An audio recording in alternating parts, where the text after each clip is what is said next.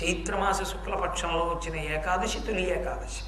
మరి ఆషాఢమాసంలో వచ్చిన ఏకాదశి తొలి ఏకాదశి ఎందుకయింది అంటే ఇక్కడ నుంచే ఒక విచిత్రం ప్రారంభమవుతుంది. అది శయనీ ఏకాదశి అంటారు.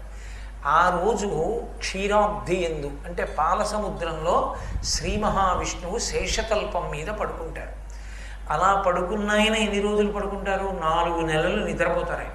పడుకోవడం కాదు, పడుకోవడం అంటే ఏదో పడుకోవడం, అలా పడుకోవడం కాదు, ఆయన 4 నెలల పాటు నిద్రపోతారు అని.